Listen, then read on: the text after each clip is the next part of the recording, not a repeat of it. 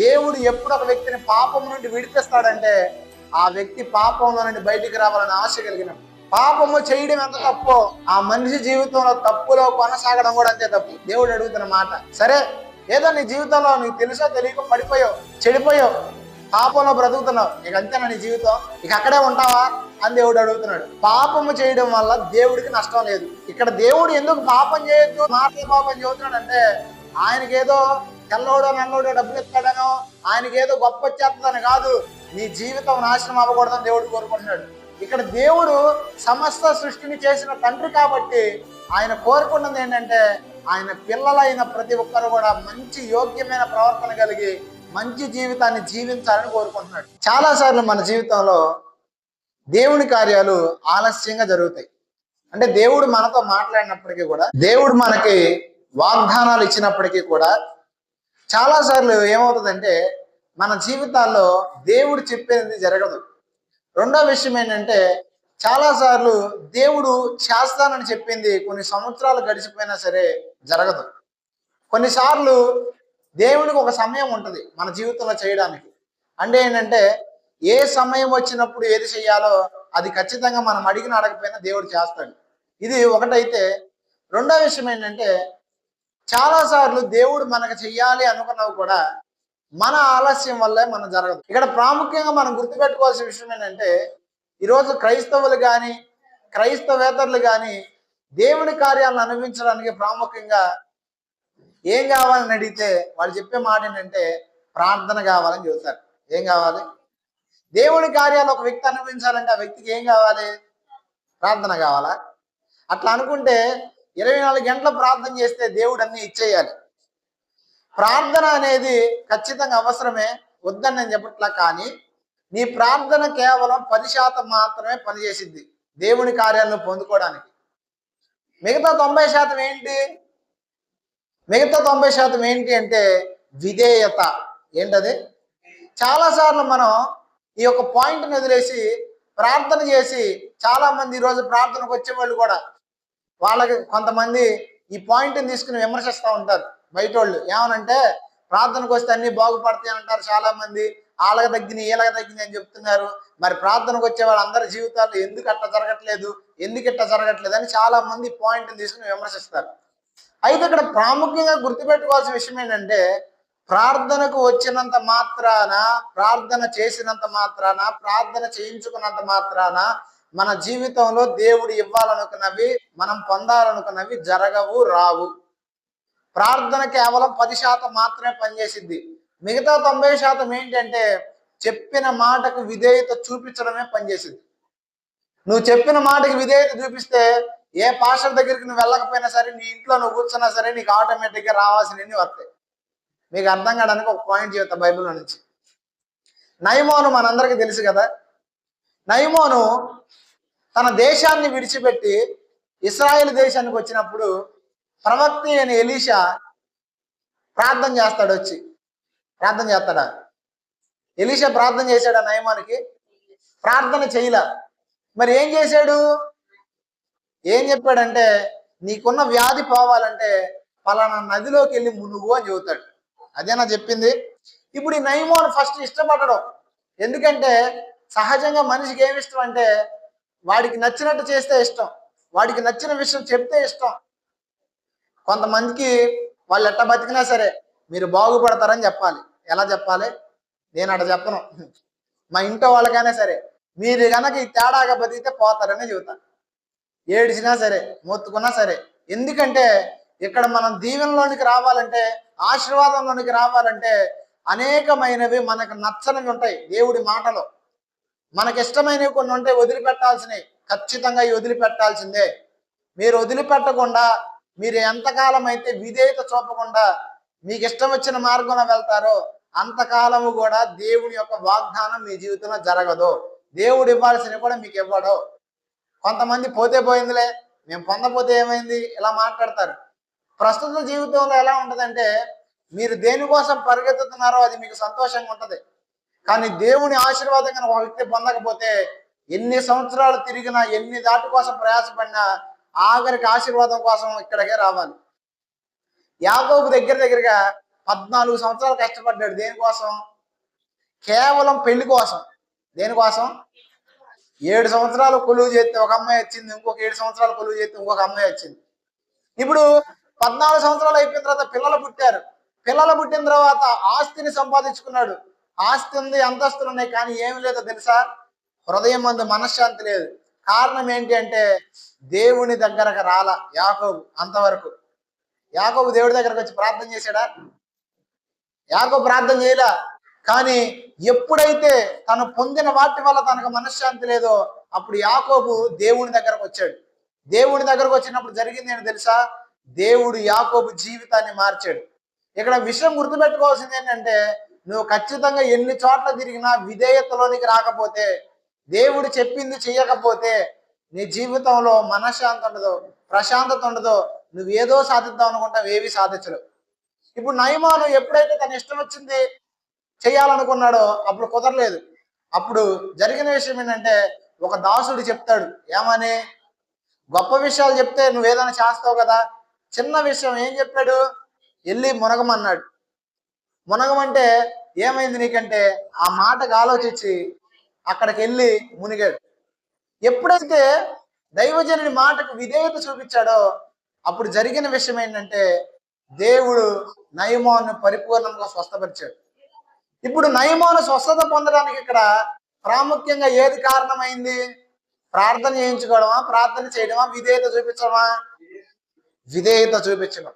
ఇక్కడ చెప్పబడే వాక్యము నీ జీవితంలో ఎప్పుడైతే నువ్వు విధేయత చూపించి వాక్యానుసారంగా నువ్వు ప్రవర్తించడం మొదలు పెడతావో అప్పుడు మాత్రమే నీ జీవితంలో పనిచేసింది. చెప్పబడుతున్న వాక్యము నీ జీవితంలో పనిచేయాలన్నా, దేవుని గొప్పతనాన్ని నీ జీవితంలో అనిపించాలన్నా దేవుడు చెప్పినప్పుడు లోబడతా నేర్చుకోవాలి. దేవుడు చెప్పినప్పుడు లోబడతా నేర్చుకోకుండా ఆలస్యం చేసే కొద్దికి ఏమైందంటే నీ జీవితంలో దేవుని కార్యాలు కూడా ఆలస్యం అవుతూనే ఉంటాయి.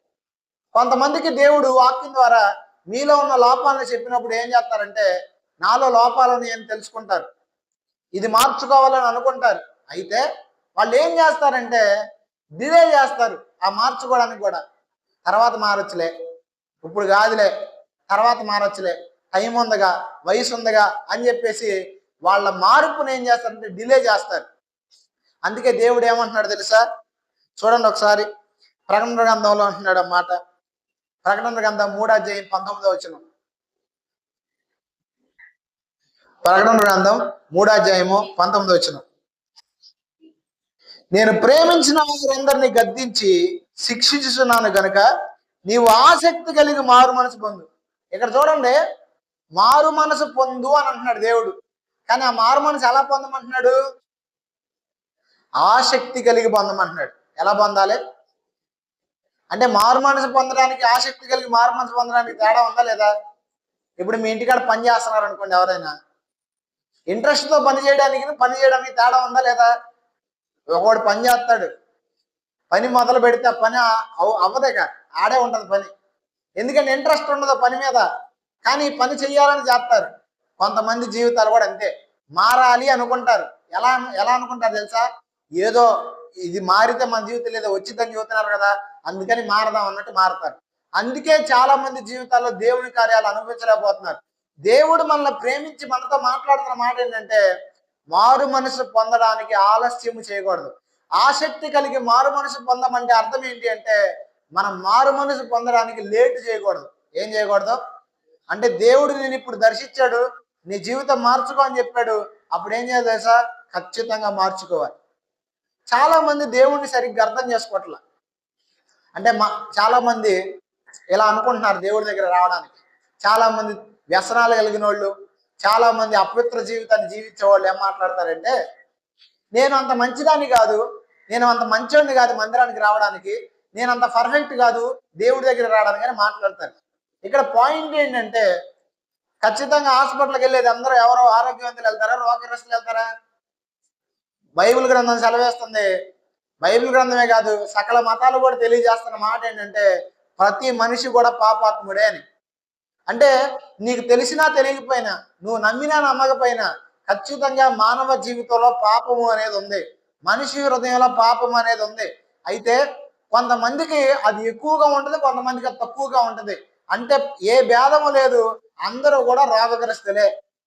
ఇప్పుడు మీకు ఎప్పుడన్నా అనారోగ్యంగా ఉంటే ఈ అనారోగ్యం తగ్గిన తర్వాత హాస్పిటల్కి వెళ్దాము అనుకుంటారా?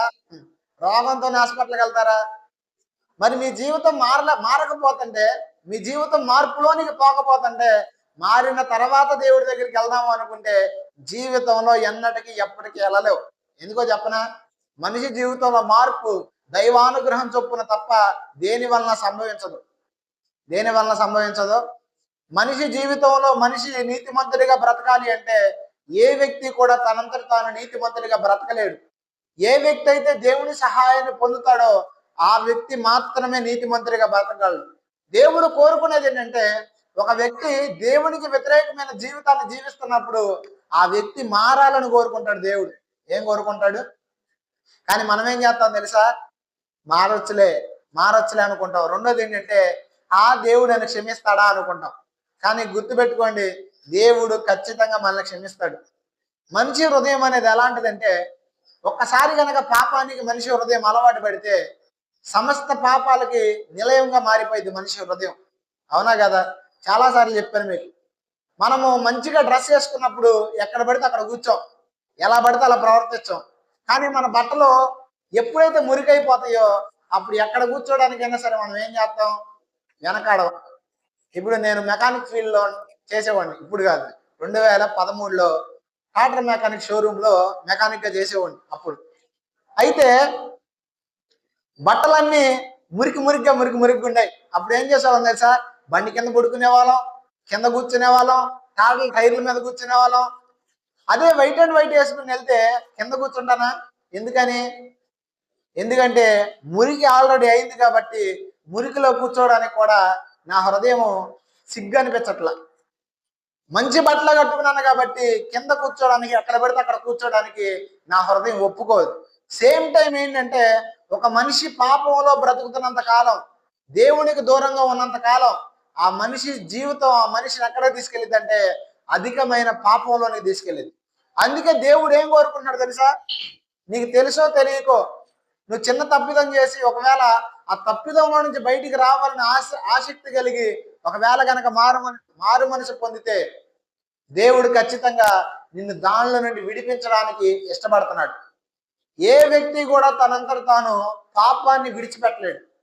ఒకసారి చెప్పండి, ఏ వ్యక్తి కూడా తనంతట తాను పాపాన్ని విడిచిపెట్టలేడు. ఇంకో విషయం చెప్పనా? పాపాన్ని ఒక వ్యక్తి వదిలేస్తాడు కానీ ఆ వ్యక్తిని పాపం వదలదు. ఒకసారి గోదావరి నది పొంగి చుట్టుపక్కల ఏరియాలో బాగా వరద వచ్చింది. వరదలు వచ్చినప్పుడు గజఈతగాళ్ళు ఉంటారు. గజఈతగాళ్ళు అంటే బాగా లోతైన ప్రదేశాల్లో కూడా ఈత కలిగిన వాళ్ళు అన్నమాట. అయితే వరద వస్తున్న టైంలో కలప, మంచి ఇవన్నీ కొట్టుకొస్తూ ఉంటాయి. ఏం కొట్టుకొస్తాయి? కలప, అవన్నీ కొట్టుకొస్తాయి. అంటే ఇప్పుడు టేకు చెక్కలు ఉన్నాయా, టేక్ ఐటమ్స్ ఉన్నాయి కదా, ఈ టేక్ ఐటమ్స్ అన్ని కూడా కొట్టుకొస్తున్నప్పుడు వీళ్ళు ఏం చేస్తారంటే గజఈతగాళ్ళు ఇద్దరు ముగ్గురు వెళ్ళి దాన్ని ఒడ్డుకు తీసుకొచ్చి మంచి రేటుకి అమ్ముకుంటారు తర్వాత. అది వాళ్ళు చేసే పని. అయితే ఒక పెద్ద దొంగ లాంటిది కొట్టుకొస్తుంటే ఆ దొంగను లాక్కొద్దామని ఒక గజఈతగాడు వెళ్ళాడంట. వెళ్తే బాగా ఉధృతంగా ఎక్కువైపోతుంది వరద. అప్పుడు చుట్టుపక్కల కేకలేస్తున్నాడంట, ఏమనంటే దాన్ని వదిలేయని. అప్పుడు ఆడంటున్నాడంట, నేను వదిలేస్తున్నా కానీ అది నన్ను వదలలేదన్నాడంట. ఎందుకు? అదేంటంటే ఎలుగుబంటు. వీడు దొంగ అనుకుని దూకాడు. ఏంటది? అది ఎలుగుబంటు పట్టుకుందంటే వదిలిపెట్టదు. పాపం కూడా అంతే. ఒక మనిషిని పట్టుకుందంటే ఆ వ్యక్తి జీవితాన్ని ఆక్రమించుకుని ఆ వ్యక్తిని నాశనం చేసేంత వరకు కూడా ఆ వ్యక్తిని వదిలిపెట్టదు. ఒక వ్యక్తిని పాపం అనేది ఊబిలాగా లాక్కుపోయిద్ది. ఎలా లాక్కెళ్ళిద్ది? అందుకే చూడండి, ఎంతో మంది వ్యసన పరులు వాళ్ళ జీవితాన్ని తెలియకుండా నాశనం చేసుకుంటారు. చిన్న ఆనందాల కోసం వాళ్ళ బ్రతుకులు నాశనం చేసుకుంటారు. కారణం ఏంటంటే దాని నుంచి బయటికి రావడానికి పాపము ఖచ్చితంగా ఆ వ్యక్తిని బంధించేసింది. ఏం చేస్తుంది? అందుకే బైబిల్ గ్రంథంలో స్పష్టంగా దేవుడు మాట్లాడుతున్న మాట ఏంటో తెలుసా? పాపము చేయి ప్రతివాడును పాపమునకు దాసుడు అని చెప్తుంది. అంటే ఎవరెవరైతే పాపాన్ని చేస్తారో, ఎవరైతే పాపములో కొనసాగుతారో ఆ పాపం ఏం చేస్తుందో తెలుసా? వారిని దాసులుగా చేసుకుంటది. దాసుడి మాట యజమాని అంటాడా? యజమాని మాట దాసుడు అంటాడా?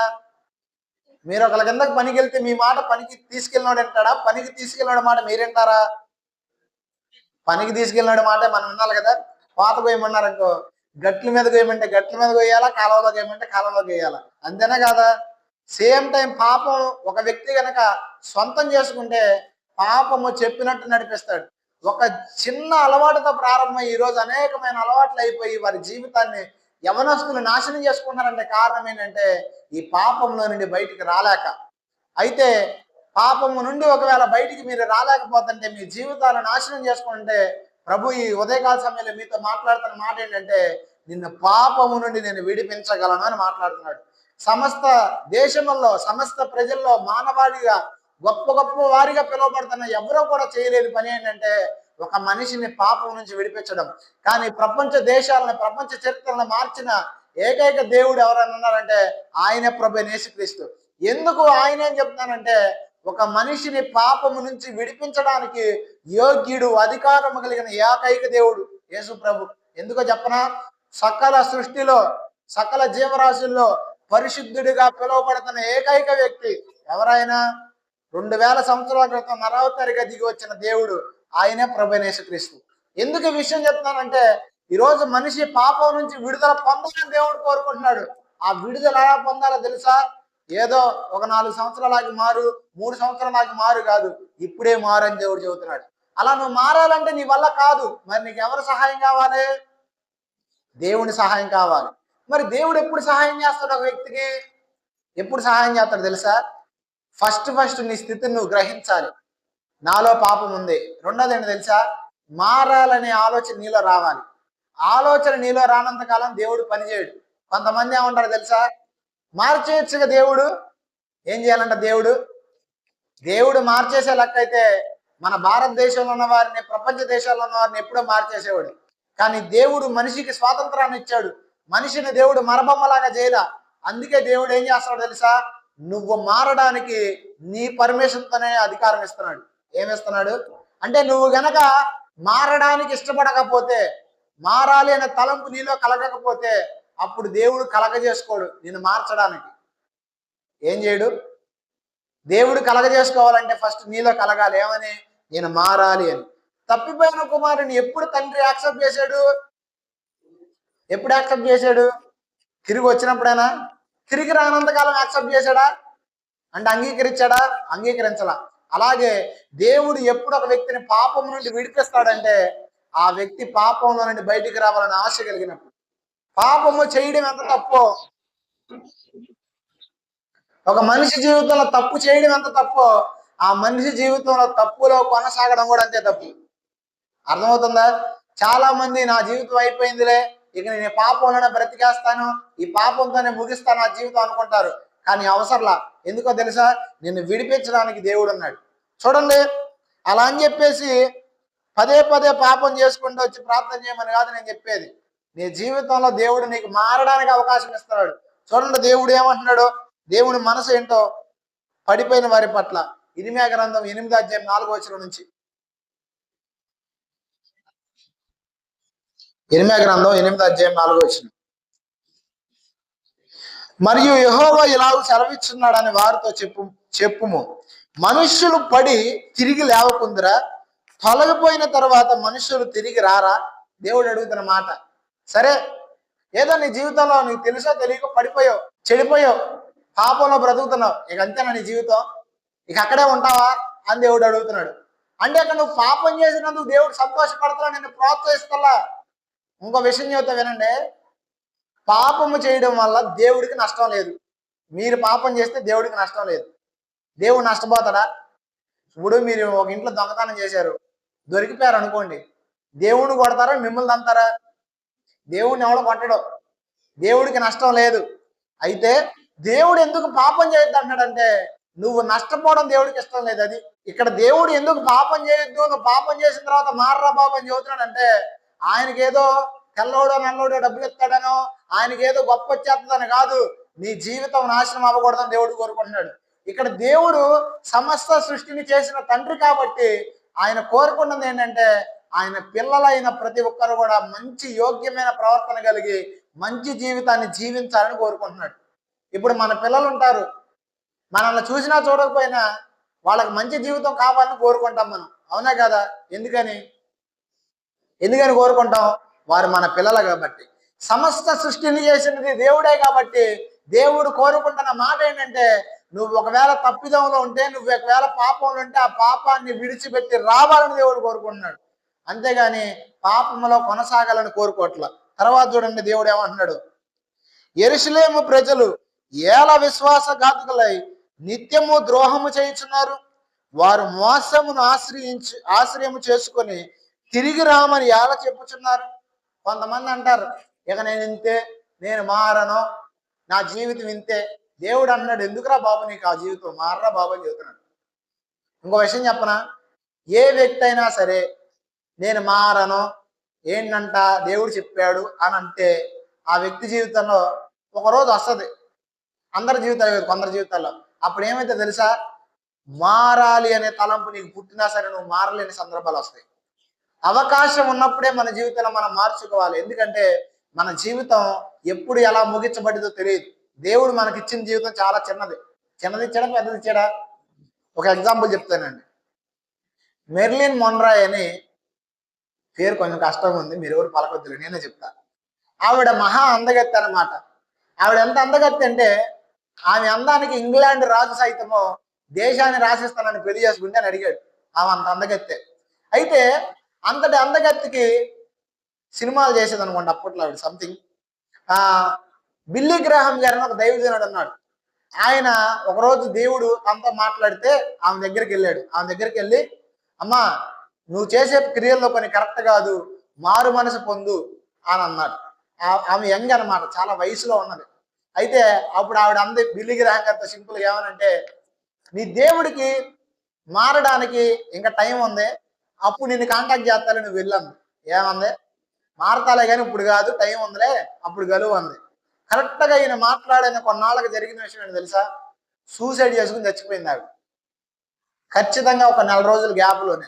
ఎందుకు ఈ విషయం చెప్తున్నానంటే, మనిషి జీవితంలో దేవుడు అవకాశాలు ఇస్తున్నప్పుడు మారితే జరిగేది ఏంటంటే, పొందవలసిన నష్టాన్ని మనిషి పొందడం. అందుకే చిన్న విత్తనము మొలకెత్తినప్పుడు దాన్ని తుంచేసాం అనుకో, గొడ్డలు అవసరంలా, కత్తులు అవసరంలా. అదే చిన్న విత్తనం పెరిగి వృక్షమయ్యి మహావృక్షమైంది అనుకో, గొడ్డలు కావాలి, మిషన్లు కావాలా, అన్నీ కావాలి. అలాగే పాపం అనేది మనిషి జీవితంలో ఎంటర్ అవ్వకుండా ఉండదు. చిన్నోడివైనా, పెద్దోడివైనా, కర్రేడివైనా, తెల్లడివైనా, నువ్వు ఎవరివైనా సరే నీలో పాపం ఎంటర్ అయ్యిద్ది. ఎందుకంటే మనిషి హృదయంలో సహజ సిద్ధంగా ఆ బీజం అనేది ఉంది. అయితే ఇక్కడ గుర్తుపెట్టుకోవాల్సింది ఏంటంటే, దైవ భయము కలిగి నీలో ఉన్న పాపాన్ని వదిలేయాలి. అందుకే దేవుడి వాక్యం ఏం చెప్తుందో తెలుసా, యెహోవా యందు భయభక్తులు కలిగి చెడుతనాన్ని విసర్జించాలంట. విసర్జించడం అంటే అర్థం ఏంటి, నీలో లేకపోతే ఎలా విసర్జిస్తావు? నీలో ఖచ్చితంగా ఉంటది, ఉన్నదాన్నే వదిలేయాలి. నువ్వు ఏం చేయాలి?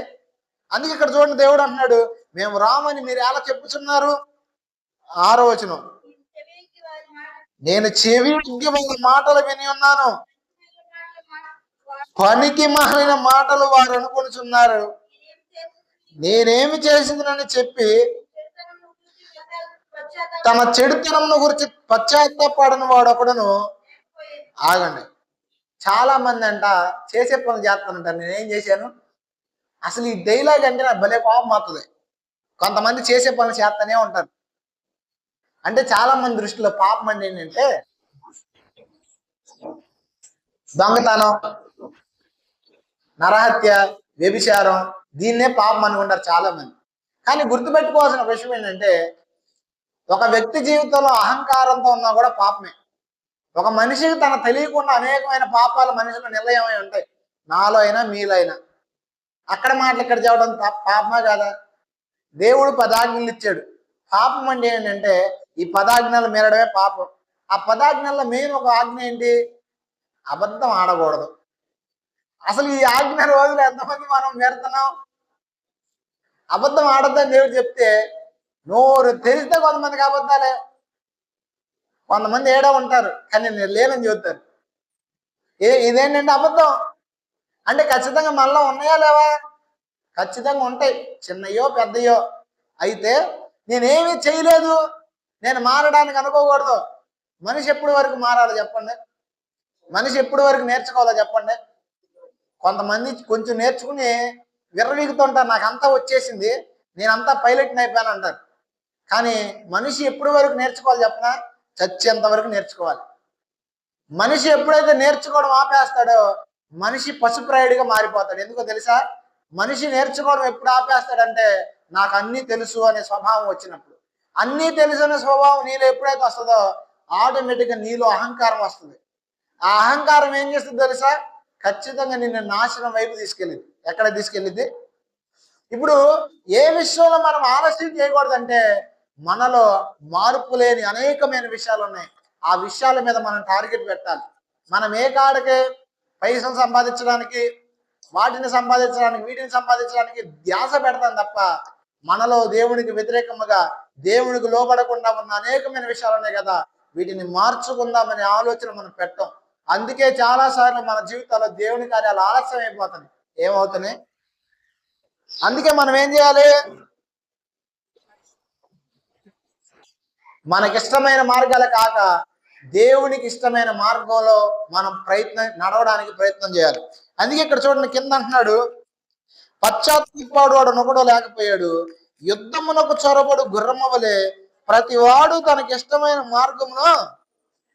అంటే కొంతమందికి వాళ్ళ ఇష్టం, వాళ్ళకి ఎలా ఇష్టమో అలా నడుస్తారు. అలా నడిచామంటారు తెలుసు, ఆఖరికి దేవుడి మీద వేసేస్తుంటారు నిందలన్నీ. కొంతమందికి ఇద్దరే దొరుకుతూ ఉంటారు, దేవుడు దెయ్యం. వీళ్ళిద్దరికి పని పాట లేదు, మీ చుట్టూ తిరుగుతా కూర్చోడానికి. కొంతమంది ఏమంటారు తెలుసా? పెద్దదానికి సైతాను కూడా చేశాడు. ఇక ఆడే ఇంట్లో గొడవలైనా వాడే, భార్యాభర్తలు అనుకున్నా వాడే, అప్పులు అయిపోయినా వాడే. నిన్ను ఎవరు తీసుకోమన్నాడు ఈఎంఐలు? సైతాన్ గడి మీద దోసేస్తావు. అంటే కొంతమంది చేసే పనులు ఎలా ఉంటాయి అంటే వీళ్ళు ఇష్టమైనట్టు వీళ్ళు పోతారు, కానీ ఎక్కడ నెట్టేస్తారు? క్రెడిట్ అంతా ఎవరికి ఇచ్చేస్తారు అంటే వీళ్ళ మీద వీళ్ళు పెట్టుకోరు. గుర్తుపెట్టుకోండి, దేవుడు దెయ్యం మీ జీవితంలో ఖచ్చితంగా ఉన్నాయి, కానీ అవి ఎంతవరకు అంతవరకే. కానీ మిగతాదంతా చేసేది మీరే. దేవుడు కూడా మీ పర్మిషన్ లేకుండా మిమ్మల్ని బలవంతం పెట్టేసి మార్చేయడు. ఎందుకంటే దేవుడు మీకు జీవితంలో స్వాతంత్రాన్ని అనుగ్రహించాడు. మీ స్వాతంత్రాన్ని మీరు దుర్వినియోగం చేసుకోవచ్చు, వినియోగం చేసుకోవచ్చు. ఇప్పుడు ఏ విషయంలో ఆలస్యం చేయకూడదు? ఫస్ట్ పాయింట్, మారు మనసు పొందే విషయంలో ఆలస్యం చేయకూడదు. రెండవది ఏంటంటే దైవభక్తి విషయంలో ఆలస్యం చేయకూడదు. అంటే దేవుడు మనకి ఇచ్చిన వాగ్దానాలు ఉంటాయి కదా, ఈ వాగ్దానాలు జరిగించబడాలి అంటే, ఆధ్యాత్మిక జీవితంలో వ్యక్తి ఫలించాలంటే ఇద్దరు తోడ్పాటు కావాలి. ఎంతమంది తోడ్పాటు కావాలి? పోయినసారి చెప్పాను, ఆ ఇద్దరు ఎవరు? పోయినసారి చెప్పాను, ఎంతమంది గుర్తుంది? ఆత్మీయ జీవితంలో ఫలించాలంటే ఇద్దరు తోడ్పాటు కావాలి. ఎవరెవరు తోడ్పాటు? అది పాస్టర్ గారు, పాస్టర్మా. ఎవరు తోడ్పాటు అంటే ఒకటి నీది, రెండవది దేవుడిది. అంటే నువ్వు దేవుడు కలవకుండా దేవుడే అన్ని చేయడు. బాగా గుర్తుపెట్టుకోండి, దేవుడే నీ జీవితాలు అన్నీ చేయడు. నువ్వు కూడా నీ జీవితాలు అన్నీ చేసుకోలేవు. నీ జీవితంలో నీ క్రియ ఉండాలి, దేవుని సహాయం కూడా ఉండాలి. కానీ చాలా మంది ఓవర్ యాక్షన్ చేసే వాళ్ళు ఏం చేస్తారు తెలుసా? ప్రతిదీ దేవుడే, దీన్ని కూడా ఓవర్ యాక్షన్ అంటారు. నీ క్రియ ఖచ్చితంగా కొన్నిసార్లు ఉండాలి. అందుకే పౌలు గారు ఏం చెప్తారు తెలుసా? మీరు మారు మనసు పొంది సత్క్రియలు చేయండి అంటాడు. అంటే క్రియలు చేయమంటున్నాడా వద్దంటున్నాడా? చాలాసార్లు దేవుడిచ్చిన వాగ్దానం ఆలస్యం అవడానికి కారణం ఏంటి తెలుసా? మీలో ఉన్న సోమరితనం. సోమరివాడు చేరు నేను చూడగా అదేమైందంట? ముళ్ళ పొదలో ముళ్ళ కంచెలతో నిండిపోయిందంట. చాలా మంది ఎందుకు దేవుడి నుంచి ఆశీర్వాదాలు పొందలేకపోతున్నారంటే దేవుడిచ్చే వాటిని స్వతంత్రించుకోలేకపోతున్నారంటే కారణము ఆధ్యాత్మికమైన సోమరితనం. కొంతమందికి ప్రార్థన చేయడానికి మోకాళ్ళు అంగో, కొంతమందికి వాక్యం చదవడానికి సమయం ఉన్న గంటల టైం వేస్ట్ చేస్తారు తప్ప వాక్యం చదవరు. మీరు గుర్తుపెట్టుకోవాల్సిన విషయం చెప్పనా? అభివృద్ధి రావాలి అంటే నేర్చుకోవాలి, నేర్చుకుంటేనే అభివృద్ధి వచ్చింది. ఒకసారి చెప్పండి, అభివృద్ధి రావాలంటే. ఇప్పుడు ఏ వ్యక్తి అయినా ఒక విషయం చెప్తానండి, ఒక టాపీ పనే తీసుకోండి. టాపీ పని వాడు ఎక్కడ స్టార్ట్ అవుతాడు? ఫస్ట్ మేస్త్రి అవ్వాలంటే కూలోడిగా స్టార్ట్ అవుతాడు. ఇప్పుడు వీడు కూలోడిగా స్టార్ట్ అయ్యి అభివృద్ధిలోకి రావాలంటే ఏం చెయ్యాలి? పనిని నేర్చుకోవాలి. అవునా? నేర్చుకోకపోతే వీళ్ళు అభివృద్ధి వచ్చిందా? అలాగే ఆధ్యాత్మిక జీవితంలో ఒక వ్యక్తి అభివృద్ధిలోనికి రావాలంటే, ఫలించాలి అంటే, దేవుడు కోరుకున్న విధంగా మనం మార్చబడాలంటే వాక్యము చదవడం ప్రాముఖ్యం. దేవుడు ఇచ్చేస్తాడులే, దేవుడు అభివృద్ధిలో తీసుకొస్తాడంటే నువ్వు పిచ్చితనంలో ఉన్నావు తప్ప జ్ఞానంలో లేవు. ఎందుకో చెప్పనా, దేవుడు నిన్ను దీవించాలంటే నువ్వు ఆలస్యం చేయకూడదు. కొంతమంది వాక్యం చదవరు, టైం వేస్ట్, సోది పనులు, సోది మాటలు, ఇవే వాళ్ళ జీవితంలో. మన జీవితంలో సోది ఉండకూడదు. ఏముండాలి తెలుసా? సమయాన్ని సద్వినియోగం చేసుకునే మనసు ఉండాలి. అందుకే ఎఫెసీ రాసిన పత్రికలో పౌలు గారు చెప్తున్నాడు, దినములు చెడ్డవి గనక సమయమును పోనీక సద్వినియోగం చేసుకొనొచ్చు, అజ్ఞానుల వలె కాక జ్ఞానుల వలె నడుచుకోమంటున్నాడు. జ్ఞానవంతుడు చేసే పని ఏంటంటే టైం వేస్ట్ చేయడు. ఇంటికాడ కూర్చుని టైం వేస్ట్ చేయడం, సినిమాలు చూసి టైం వేస్ట్ చేయడం, తర్వాత ఫోన్లు నొక్కుంటే టైం వేస్ట్ చేస్తాం. ఇదే కొంతమంది జీవితంలో. ఆత్మీయ జీవితంలో నువ్వు ఫలించేది ఎక్కడ? అభివృద్ధిలోకి వచ్చేది ఎక్కడ? దేవుడిచ్చే వాగ్దానాలు స్వతంత్రించుకునేది ఎక్కడ? నీ జీవితంలో దేవునికి ఇచ్చే సమయంలో ఆలస్యం చేయొద్దు. ఆత్మీయ జీవితంలో అభివృద్ధిలోకి రావాలంటే దేవుడితో కలిసి అడుగులు వేయడం ప్రారంభించు. చూడండి, యెహోషువ గ్రంథంలో దేవుడు యెహోషువ ద్వారా మనతో ఒక మాట మాట్లాడుతున్నాడు. 18వ అధ్యాయం 3వ వచనం.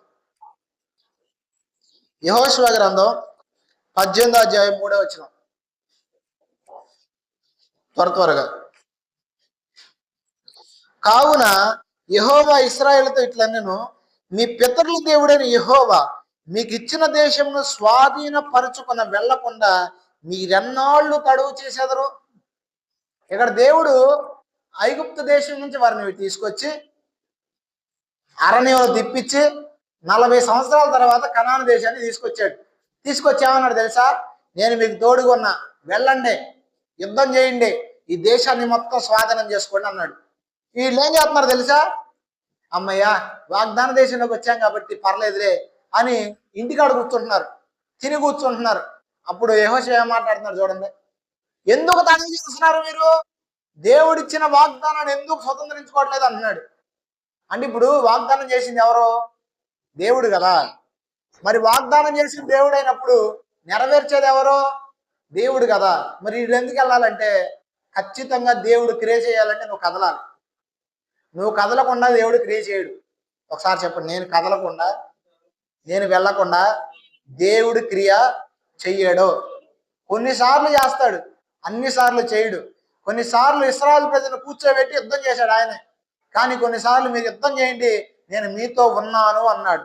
ఆత్మీయ జీవితంలో నువ్వు ఫలించాలంటే నువ్వు ఎప్పుడైతే ముందుకు వెళ్తావో, కదలాలి అనే స్పృహ కలిగి ఆలస్యం చేయకుండా దేవునికి ఇచ్చే సమయం దేవునికి ఇస్తూ వాక్య ధ్యానం చేస్తావో, అప్పుడు జరిగేది ఏంటంటే దేవుడిచ్చే వాగ్దానాన్ని స్వతంత్రించుకుంటాం. చూడండి, ఇక్కడ యెహోషువ గ్రంథం 21వ అధ్యాయము 43వ వచనంలో ఏమంటున్నాడు? యెహోవా ప్రమాణం చేసి వారి పితరులకు ఇచ్చిదనని చెప్పిన దేశం అంతయు ఆయన ఇశ్రాయేలులకు అప్పగించెను. ఆగండి, దేవుడు చేస్తానన్నది దేవుడు ఎవరికి అప్పగించాడంట? వారు దానిని స్వాధీనపరుచుకొని. ఇప్పుడు చూడండి, ఇక్కడ ఇద్దరు క్రియలు కనబడుతున్నాయి. ఒకటి దేవుడు ఇచ్చాడు, రెండోది వీరు స్వాధీనపరుచుకున్నారు. అంతేనా కదా? యెహోవా వారికి ఇచ్చాడు అన్నది ఇక్కడ. వారు దానిని స్వాధీనపరుచుకుని దానిలో నివసించిరి. అదే 21వ అధ్యాయము 44వ వచనం చూడండి. యెహోవా వారి పితరులతో ప్రమాణం చేసిన వాటన్నిటి ప్రకారము అన్ని దిక్కుల యందు వారికి విశ్రాంతి కలగజేసి యెహోవా వారి శత్రువులందరినీ వారి చేతికి అప్పగించిందని గనుక వారిలో ఒకడును ఇశ్రాయేలు ఎదుట. ఇప్పుడు అప్పగించింది ఎవరు? దేవుడే. కానీ యుద్ధం చేసింది ఎవరు? ఇశ్రాయేలు. మన భౌతిక సంబంధమైన జీవితంలో నిలబడాల్సింది, జీవించాల్సింది ఎవరో? జీవించేది మీరా దేవుడా? పౌలు గారు అంటాడు, జీవించేవాడు నేను కాదు, క్రీస్తే నా యందు జీవిస్తున్నాడని. క్రీస్తు నీ యందున్నాడు, నువ్వు లోకంలో క్రీస్తులాగా బ్రతకాల. అర్థమవుతుందా? దేవుడు నీలో జీవించడం అంటే దేవుడు స్వయంగా నీలో ఉండి మొత్తం చేయడు. నువ్వు ఎప్పుడైతే అడుగులు వేసి ముందు కొనసాగుతావో అప్పుడు జరిగే విషయం ఏంటంటే దేవుడు నీ జీవితంలో చేయాల్సినవి చేస్తాడు. అంటే నువ్వు కదిలితే దేవుడు చేయాల్సినవి దేవుడు చేస్తాడు. చాలా మంది అన్ని దేవుడే అనేసి వాళ్ళు చేయాల్సిన పనులు చేయరు, అందుకే ఏం పొందుకోలేకపోతున్నారు. మన ఒక ఆవిడ ఫోన్ చేసింది నాకు, చెన్నై నుంచి ఫోన్ చేసి, ఇంట్లో చాలా ఇబ్బందిగా ఉందండి, అప్పులు అయ్యాం మేము కొంచెం. మా భర్త సాఫ్ట్వేర్ ఇంజనీర్, నేను కూడా సాఫ్ట్వేర్ చదువుకున్నాను, కానీ నాకు జాబ్ చేయడం ఇష్టం లేదు. ఎందుకంటే నేను ప్రార్థన చేసుకోవాలి, వాక్యం చదువుకోవాలి. ఇప్పుడు మేము ఆర్థికంగా దీవించబడాలంటే ఏం చేయాలండి అని అడిగింది. నేను ముందు చెప్పాను, ప్రార్థన చేసుకో, వాక్యం చదువుకో, అర్జెంటుగా వెళ్ళి జాబ్ చేసుకోమని చెప్పాను. ఇప్పుడు దేవుడు ఏం చెప్పాడు? ఆకాశ పక్షులు చూడండి, అవి విత్తవో కోయవో కొట్లో కూర్చుకున్నావో, ఆకాశ పక్షులను పోషించుతున్న దేవుడు మిమ్మల్ని పోషిస్తాడు అన్నాడు. ఆకాశ పక్షులను పోషిస్తుంది ఎవరో? దేవుడేనా? కన్ఫామా? ఆకాశ పక్షులను పోషిస్తున్న దేవుడు గోళ్ళల్లోకి ఆహారం తీసుకెళ్ళి ఇస్తున్నాడా? ఆహారాన్ని సృష్టిలో పెట్టి వెతుక్కోమని చెప్పేసి వాటిని పంపిస్తున్నాడా? దేవుడే పోషిస్తున్నప్పటికీ కూడా పక్షులను, జలచరాలను, వీటన్నిటిని ఆహారము నోటికాడక తీసుకొచ్చి ఇట్లా వెతుక్కోండి అని వదిలేశాడు. మీ కొరకు ఆహారం సిద్ధపరిచాము, ఆహారాన్ని తీసుకొని పక్షులకు దేవుడు నేర్పించాడు. అందుకే ప్రతి పక్షి గూటిలో కూర్చుని తిందో, గూడిని విదిలిపెట్టి ఆహారము కొరకు సంచరించి ఆఖరి పనులు ముగించుకుని వచ్చింది గూటికి. మన జీవితంలో కూడా అంతే. దేవుడు మనకు వాగ్దానాలు ఇచ్చినప్పటికీ, ఇస్తానని చెప్పినప్పటికీ చేయాల్సిన పని ఏంటంటే, మీరు చెయ్యాల్సిన పనులు మీరు చేయండి. ఏం చేయాలి? మీరు చేయాల్సిన పని మీరు చేస్తే ఖచ్చితంగా దేవుడు ఏం చేస్తాడు తెలుసా? ఆయన ఇవ్వాల్సింది ఇస్తాడు. తర్వాత ఆవిడ చెప్పాను, మంచి జాబ్ చూసుకోమ్మా, జాబ్ చేసుకో, జాబ్ చేసుకుంటే ఏమైతే తెలుసా? మీరు ఆర్థికంగా దీవించబడతారని చెప్పారు. చాలా మందికి ఫోన్ చేసిందంట, ప్రార్థన చేయండి దేవుడు దీవిస్తాడని చెప్పారంట. కానీ నేనేం చెప్పాను? జాబ్ చేయి దేవుడు దీవిస్తాడని చెప్పాను. ఎందుకు చెప్తానంటే ఈ విషయం, అన్నిటికీ ప్రార్థన మాత్రమే మూలం కాదు, అన్నిటికీ ప్రార్థన మాత్రమే మన జీవితంలో కార్యం జరిగించదు. కొన్నిసార్లు మనం చేసే క్రియ కూడా. అందుకే భక్తి కూడా ఎలా ఉండాలంటే జ్ఞానము కలిగిందై ఉండాలి. అజ్ఞానంగా భక్తి చేయకూడదు. ఎలా భక్తి చేయకూడదు? అందుకే దేవుడు వాక్యంలో సెలవిస్తున్నాడు, నా ప్రజలు జ్ఞానము లేక నశిస్తున్నారు. అంటే ప్రజలకు ఏమి లేక నశించిపోతున్నారు? భక్తి లేక, ప్రార్థన లేక. దేవుడు ఎన్ని చెప్పట్లా, జ్ఞానము లేక నశిస్తున్నారంట. భక్తి జీవితంలో కూడా మనం జ్ఞానాన్ని కలిగి ఉండాలి. ఇప్పుడు వీళ్ళు చూడండి, ఎప్పుడైతే వెళ్ళారో, యుద్ధం చేశారో, యుద్ధంలో దేవుడు వారి చేతికి అప్పగిచ్చాడు. జయించింది వీళ్ళు, జయింప చేసింది దేవుడు. మీ జీవితంలో కూడా అంతే.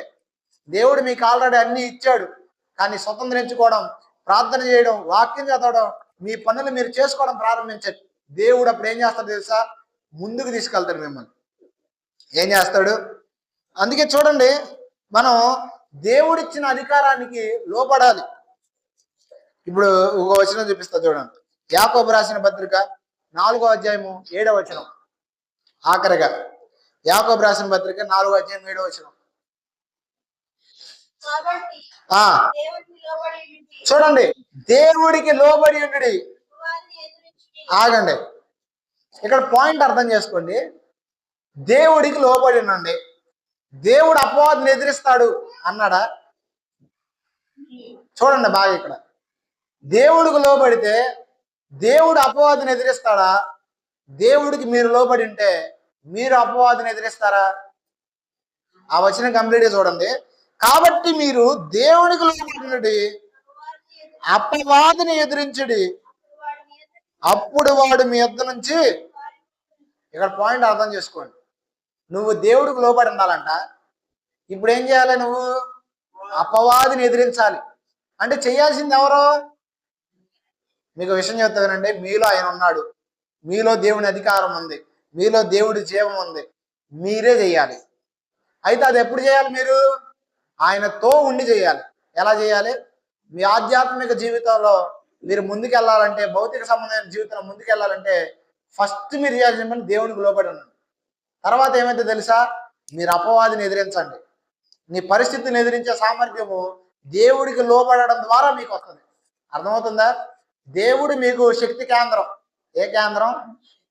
బండికి పెట్రోల్ ట్యాంక్ ఎలాగో మీకు దేవుడు అలా ఉంటాడు. పెట్రోలే నడిపించింది బండిని, అవునా కదా? కానీ బండి ఏం చేయాలా? చక్రాలతో నడవాలా. బండికి చక్రాలు లేకపోతే. అట్లాగే దేవుడు మీతో ఉన్నప్పటికీ కూడా మీరు గనక జ్ఞానం లేకపోతే, జ్ఞానం అనే చక్రాలు లేకపోతే జరిగేది ఏంటంటే మీ బండి ముందుకు వెళ్ళదు. సో దేవుడు మీకు శక్తి కేంద్రంగా ఉన్నప్పుడు ఆ శక్తితో మీరేం చేయాలి తెలుసా? లోకంలో ముందుకెళ్ళాలి, దేవుడి మీద ఆధారపడాలి, దేవుడికి లోపడాలి. సేమ్ టైం ఏంటో తెలుసా? మీ ప్రయత్నాలు మీరు చేయండి, మీరు చేయాల్సింది మీరు చేయండి. అప్పుడు ఏమైతే తెలుసా? హృదయ యంత్రాంగములు మార్చే దేవుడు చేస్తాడు. కొంతమంది ప్రయత్నాలు చేయరు, దేవుడు చూసుకుంటాడులే, దేవుడు చూసుకోడని మీరు ప్రయత్నం చేయండి, మీరు ముందుకు వెళ్ళండి. దేవుడు ఏం చేస్తాడు తెలుసా? మీ ప్రతి ప్రయత్నమును సఫలం చేస్తాడు. అందుకే దేవుడు అంటున్న మాట ఏంటి తెలుసా? నీ సమస్త విషయంలో ఆయన నీతో ఉంటాడు. నువ్వు వెళ్ళు ప్రతి మార్గంలోకి ఆయన వస్తాడు. అంటే నువ్వు వెళ్ళకపోతే రావడమే కదా అర్థం. నువ్వు వెళ్ళు, నువ్వు అడుగు పెట్టు, నువ్వు అడుగు పెట్టిన ప్రతి ప్రాంతంలో దేవుడు నీకు విజయాన్ని ఇచ్చి ఖచ్చితంగా సమస్త విషయంలో నేను ఫలించే వ్యక్తిగా చేస్తాడు. అర్థమైందా? మనం రెండు విషయాలు ఆలస్యం చేయకూడదు. ఒకటి, ఏ విషయంలో? మారే విషయంలో. రెండు, దైవభక్తి విషయంలో.